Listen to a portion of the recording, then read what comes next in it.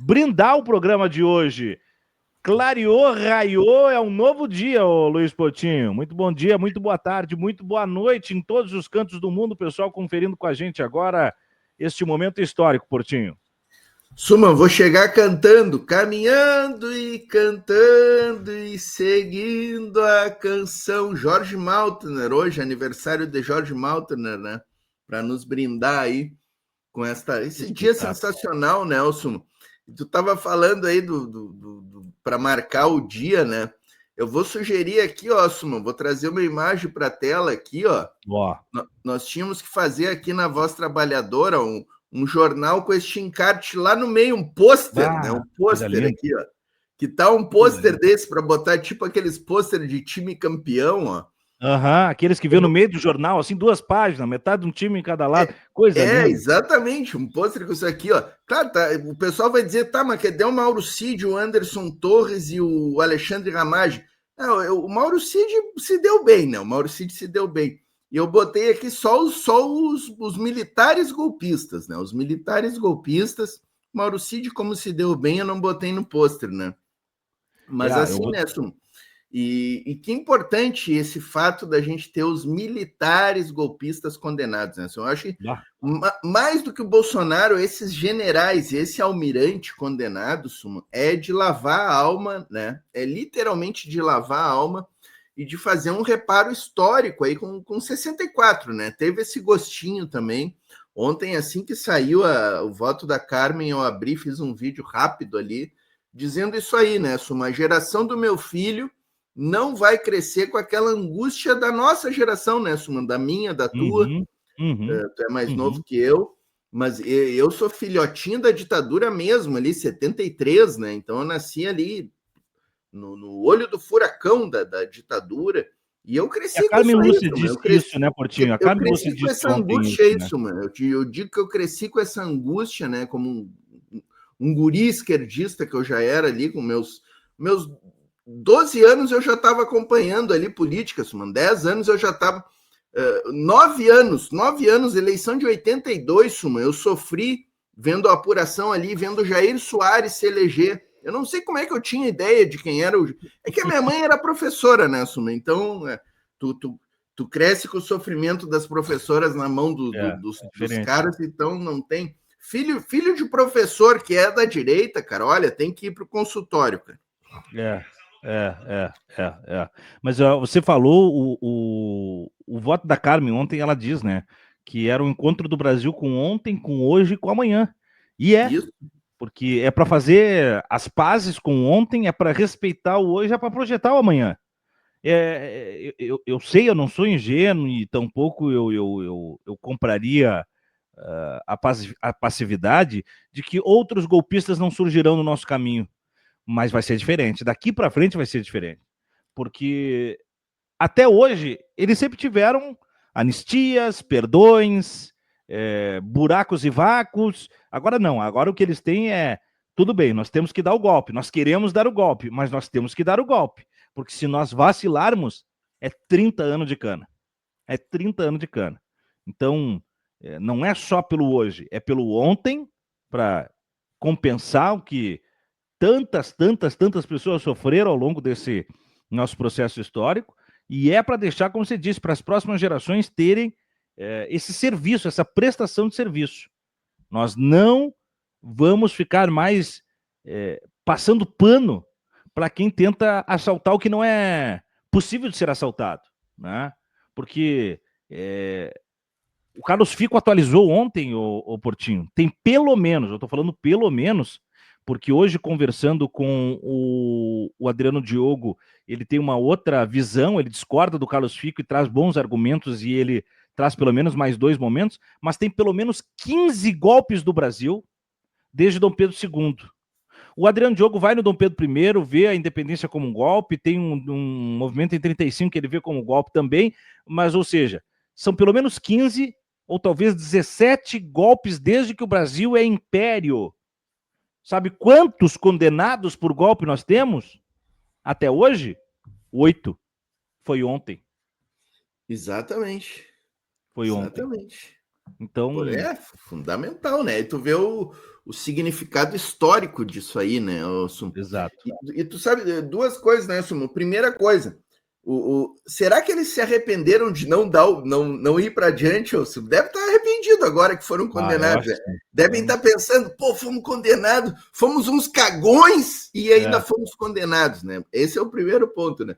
E outro ponto, né, Sumo? Eu fiquei pensando ontem, essa sensação boa, né? Os argentinos sentiram já lá em 85, né, Suma? Quando eles fizeram as pazes ali com aquele célebre julgamento que virou filme até, né?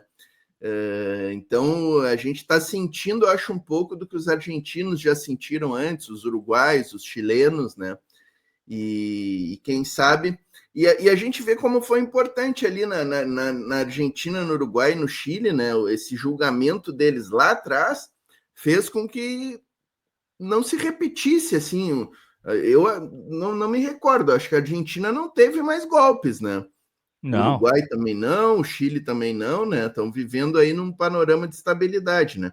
Claro que tem as coisas ruins que são eleitas, mas são eleitas, né? Aí vem pelo campo da democracia, aí é pedagógico também. Exatamente. Às vezes é importante se eleger um Milei da vida, é importante, porque daí o cara olha e diz assim, porra, nós lutamos tanto para chegar até aqui, e isso aí talvez pacifique uma conduta de personagens políticos pelos próximos 30 anos da Argentina, que não permita mais um cara tão fora da curva. Que é o que eu espero que aconteça aqui, Portinho. Eu espero que aconteça aqui. Exato. Uma coisa, né? Uma coisa é a gente tomar golpe dos aparelhos hegemônicos do Estado, né? Que esse aí a gente tomamos o Bolsonaro em 18, né? Por causa da Lava Jato, por causa da Rede Globo minando o cenário, tudo isso aí, né? A Rede Globo sempre vai estar tentando dar os seus golpes aqui, né? Através ali do... Quando eu digo Rede Globo, eu estou falando de toda a imprensa golpista, tá, pessoal? Eu uso a Rede Globo porque é a ponta de lança, né? Então, assim, e a gente precisa estar sempre atento, né? A gente precisa estar sempre atento com o que vem aí dos aparelhos hegemônicos, porque eles estão diariamente, né, arquitetando contra nós, né? Agora, Suma, o que tu achou das condenações, né? Eu fiquei muito feliz hoje, vi que tu abordou lá no DCM, inclusive eu vi que foi o título da live lá, dos 30 milhões, né, Suno? Porque ontem, durante o julgamento, eu confesso que eu não vi, eu fiquei esperando. Na hora ali que o Alexandre de Moraes estava falando para o Zanin todas as condenações, e aí veio a questão da perda das patentes, da perda do cargo de delegado pelo Ramagem e o Anderson Torres, que eu acho que isso aí é muito significativo também, né, Suno? E eu fiquei esperando a indenização e não veio ali na hora. Eu até fui dormir meio decepcionado. Pô, não veio a indenização, né? E hoje de manhã eu acordei, liguei o rádio e os caras estavam botando todo o Zanin lendo no final ali a súmula, né? No final. E aí veio os 30 milhões, veio, então veio. E aí eu vi que tu botou lá o DCM, botou na capa do programa, né? E eu acho muito importante essa indenização de 30 milhões, né, Suma? Vamos retomar aí um pouco do que, tanto da quebradeira que eles fizeram, quanto do que a gente sabe ali, do patrimônio do senhor Jair ali, que é bem, né? A gente não pode fazer acusação leviana aqui, mas olha, 51 imóveis com dinheiro vivo e outros quejandos, os 17 milhões de PIX, 40 milhões movimentados em 2 anos, né? Vamos recuperar um pouco desse dinheiro aí para nós, né? Para a União Federal, vai para um fundo, né, Suman? Eu até não vi qual é o fundo, Suman. Tu tem essa informação? Não vi, mas eu penso, e agora que eu tô... Deve ser algum fundo de reparação do patrimônio histórico que tem lá no IFAM, alguma coisa assim. Mas eu penso, Portinho, que tinha que ser feito com um pouco desse dinheiro um memorial. Um memorial da democracia. Eu acho que isso seria muito simbólico. Com certeza. Não só um, hein, Suma? Né? Nas grandes capitais, talvez, né? Talvez. Eu penso que memoriais nas grandes capitais e, quem sabe, um museu. Um museu com artefatos quebrados, um museu com a história do golpismo do Brasil. Não precisa ser só referente a isso. Puxa pra gente 64, puxa pra gente todos os golpes. As fotografias dos condenados, dos generais, dos anistiados, dos torturados, né, as histórias, vídeos com depoimentos, né? Eu penso que deveria ter, Portinho, porque também é uma forma de você eternizar esses fatos, né? Só que eu vou ser sincero, eu não sei, eu confesso, é uma ignorância minha, como é que vai ser distribuído esses 30 milhões para o pagamento? Se é irmãmente, né? É solidário, né, Osuma? Pois é, mas eu não sei se é 3 milhões e pouco para cada um, né? Não, ou se ele é de acordo com a pena. Eu não sei, enfim, como é que é? Para começar, quem vai cobrar isso aí são os meus colegas lá da AGU, né? Uhum. Essa decisão ela já é um título executivo, já dá para entrar com a execução direto, né? E como a condenação é solidária, os 30 milhões podem ser cobrados de qualquer um. Pode ser 30 milhões só do Bolsonaro ou 30 só do Heleno. O que tu achar de patrimônio vem. Penhora e depois leiloa, executa, né? Ou pode até ser via que acontece, né? Ordem nas contas bancárias, né? A gente chama de Bacen-Jude, né? Que a gente usava lá na procuradoria. A gente pede para o juiz e o juiz bloqueia direto nas contas bancárias aí dos 8, né? Os 8 não, os 7, porque o Mauro Cid ficou fora dessa também, né? O Mauro Cid, mais do que beneficiado, ele foi premiado, né? Porque dá o Mauro 2 anos. Se deu bem, né? Se deu muito bem. Aliás, vamos tirar a mão, a palmatória pro César Bittencourt. Ali ele mostrou que ele tem café no bule. Sabe? Ele assumiu a bronca, botou a bola embaixo do braço e disse assim: ó, confia em mim que você vai para casa ao final disso. E tá feito o jogo. Eu não sei se tu te lembra, Suman, que eu falei lá no começo da história toda do César Bittencourt, né? Que era um advogado. O pessoal tava naquela de meter pau em todos os advogados. Eu falei lá no começo, o César Bittencourt é um excelente advogado. Foi um cara que lutou muito contra a Lava Jato, né? E ele tá fazendo o trabalho dele, né? E fez muito bem o trabalho dele, né? Acho que tanto nas sustentações como no trabalho de bastidores, né? Porque o advogado tem que também fazer o trabalho de bastidores bem feito, né? Tem. Não chega a ser um lobby, mas é um trabalho, né? Claro. O famoso agravo de orelha, que a gente chama. O agravo de orelha é fundamental para o bom advogado, né? Mas olha aqui, o que me pegou muito é o seguinte, ó, por que eu estou dizendo que ele foi premiado? Não é só pelos 2 anos, é porque os 2 anos impedem que ele seja excluído das forças militares. Então veja como fica até sádico o final desse processo. Os militares graúdos perderão patente, o delator seguirá militar. E esses golpistas, quando cometem seus crimes, fogem para os Estados Unidos, mas não vão poder. E ele vai morar nos Estados Unidos, Portinho. Entendeu? Ficou assim, requintes de crueldade, né? Com a punição que tomou o Mauro Cid. Mas agora eu tenho certeza que... Tu vê, Nelson, tu vê que é legítimo requinte de crueldade, e o Fux tentou fazer um requinte de crueldade inverso. Ele tentou condenar só o Mauro Cid. Aí tipo eu assim, ó, traidor dos golpistas, vou condenar só, né?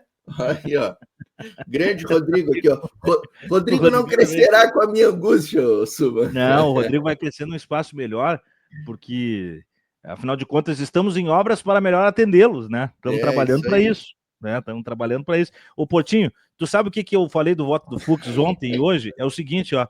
O Fux disse, ele olhou para os lados e disse assim, ó, mas ninguém aqui vai tomar as rédeas da verdadeira face do STF? Peraí, quem é o mais caixa baixa? Quem é o mais chão de fábrica do golpe aí? Ah, é o cara? Não, esse é o trabalhador? Então é esse o trabalhador do golpe que vai apanhar. Porque, na minha visão, se o Fux quisesse um pouco de legitimidade do seu golpe, ele tinha, do seu golpe jurídico, anteontem, ele teria que também safar a cara do Mauro Cid. Mas não, ele livrou todos os caixa alta e ferrou a base da pirâmide do golpe. Só um pouquinho. Aquilo ali ficou muito ridículo para ele. Ficou muito ridículo. Só um pouquinho. Mas tá pensando que o cara é idiota? Sabe? Ô, Suma, mas eu fiquei meio um pouquinho decepcionado com a do Mauro Cid, mas depois ouvindo aí alguns colegas falando e até alguns jornalistas, eu mudei de opinião, porque o Rodrigo Viana colocou isso aí ontem no ICL, em seguida ali do julgamento, que tem o lado do incentivo à delação mesmo, né? Do cara que tá ali se ferrando e vê, pô, o Mauro Cid se deu super bem, ó, é um paradigma importante aí para a gente ter outras delações, né, Suma? Não só neste caso.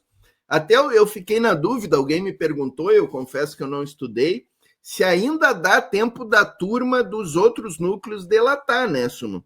Eu, na minha visão, eu confesso que eu não sou especialista em direito criminal e nem em delação. Na minha visão, daria tempo, Suma. Eu acho que tu pode delatar até a sentença. Antes de ser proferida a sentença, eu acho que tu pode delatar a todo momento. Mas eu tenho dúvida se depois da instrução, final da instrução, se pode ou não. Mas eu acho que é um incentivo para outros aí. Claro. A única coisa que eu sei é que Bolsonaro era o único que não podia delatar por ser acusado de ser o líder, né? Aquele acusado de ser o líder não poderia delatar, porque daí, afinal de contas, seria uma forma de... A delação seria um benefício, né? Sim, não seria assim um contrato, aí tem no Instituto da Delação que tu só pode delatar alguém que cometeu um crime maior que o teu, algo nesse sentido aí. Exatamente. Então, eu penso que dê para delatar ainda, ô Portinho. Eu até vou averiguar essa questão aí. Eu não vi ainda nenhum especialista falando sobre isso. Em breve aí deve ter essa questão colocada, né? Até eu vou perguntar para alguns hoje. Eu vou atrás disso, é um bom ponto. Isso, se tu entrevistar algum criminalista aí, pergunta para a gente esclarecer isso aí, mas eu fiquei na dúvida, mas na minha modesta visão, assim, sem ser uma visão abalizada, né? Dá para delatar até a sentença, até sair a sentença, eu acho que o cara tem possibilidade, sim. E vamos lá, se isso for uma possibilidade aberta, eles vão pensar agora com um pouco mais de carinho sobre essa possibilidade, né? Porque o Mauro Cid, olha, o Rodrigão tá que tá, que figura, velho, que figura. Ô, Rodrigão, o nosso Inter, Rodrigo. Tá bom, diz pro tio. Canta a musiquinha aquela que tu estava cantando. Bolsonaro vai ser preso. Ele estava cantando a musiquinha sem anistia para o Bolsonaro. Ele estava cantando antes. Tá certo. Você sabe que hoje pela manhã lá no DCM tinha o perfil de uma senhora que nos acompanha. Ela disse assim, daí veio o recado: oi, aqui é a neta da dona fulana que está aqui, tá? Agora não lembro o nome da senhora que estava acompanhando, mas eu estou acompanhando aqui vocês e aprendendo e tal. Depois a dona fulana lá assumiu o perfil, eu digo, não, mas manda o nome da netinha, Betina era a netinha, 10 anos acompanhando o DCM, e eu digo, cara, que legal a gente ver, porque é semente, né, cara? É semente, o cara vai plantando e assim a gente vai fazendo uma outra sociedade.